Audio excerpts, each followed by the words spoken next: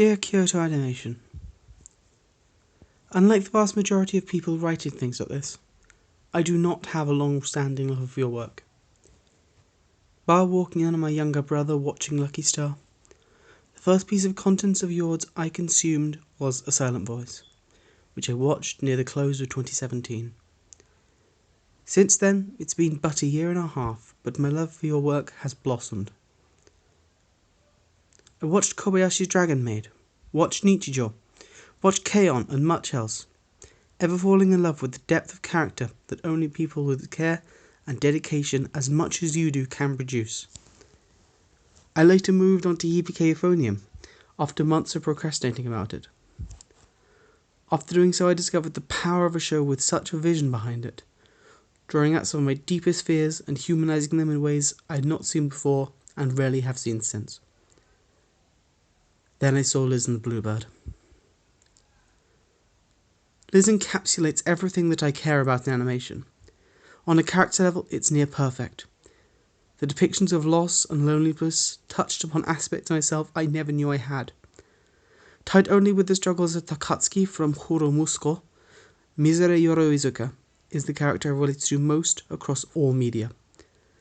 The feelings of hopelessness and inability to even know what needs to be done to properly connect with people special to you, or anyone for that matter, is a pain I feel stronger than any other.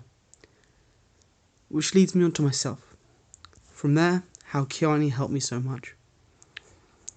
I am autistic.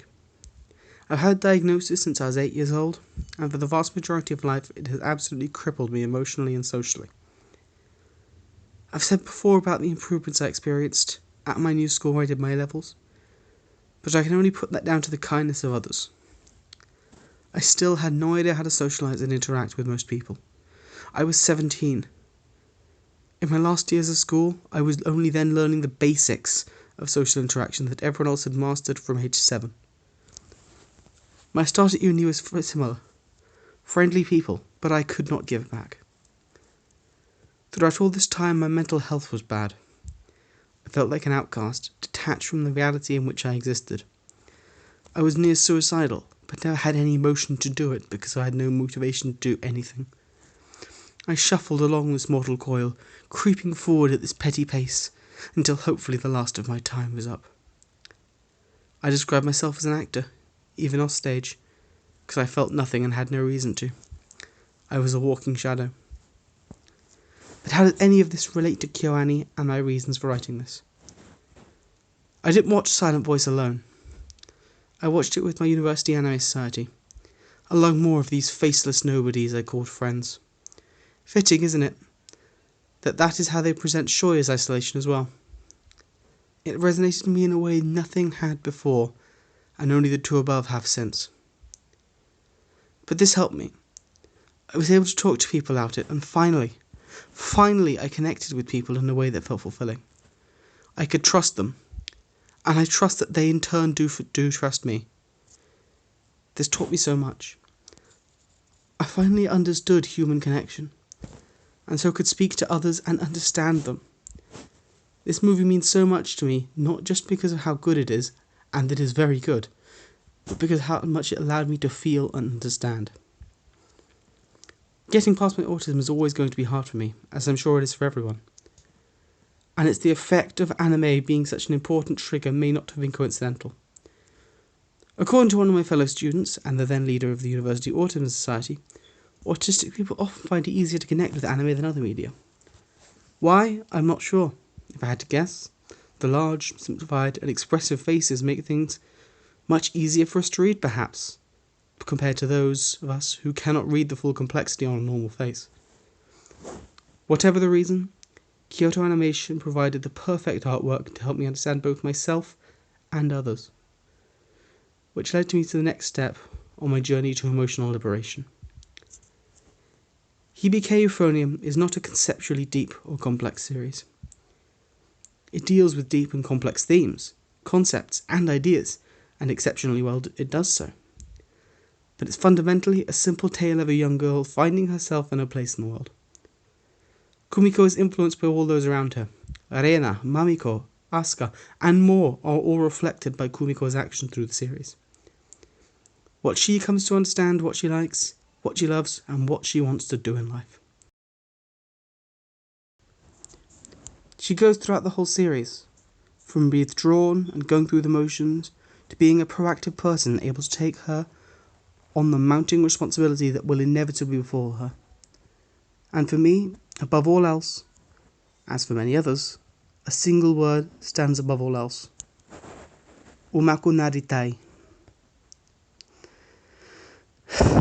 I cry watching that scene, as I cry writing the script and now reading it. The singular moment presents the drive and power I've wanted my whole life, but until then, I've been too dead to achieve. Kumiko showed me that you can move forward when you feel empty and develop into a strong person by harnessing the troubles that beset you. And then the anchor dropped.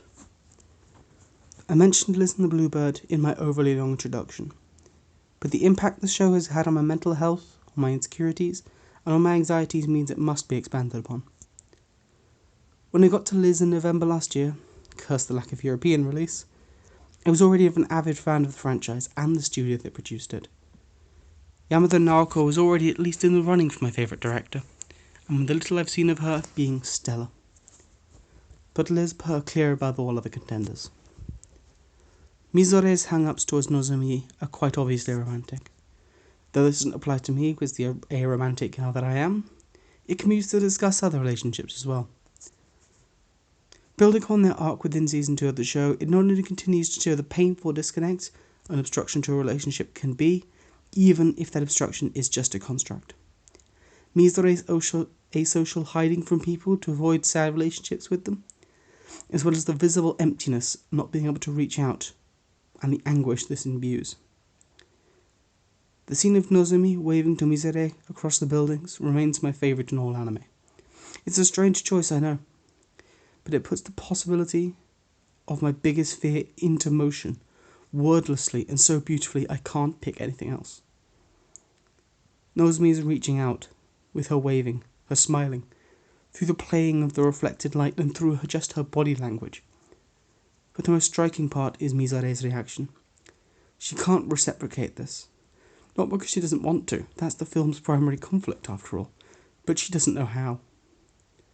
If she is too assertive, she could push someone away who doesn't want to be that close, and if she isn't assertive enough, Nozomi will simply drift away, thinking she isn't interested at all. Both angles are explored once you take the show and film into account. It's been something I've feared my whole life. How do you maintain that right balance when you can't read people? Without that ability, you can't judge if you're even heading in that direction. All this brings me forward to today.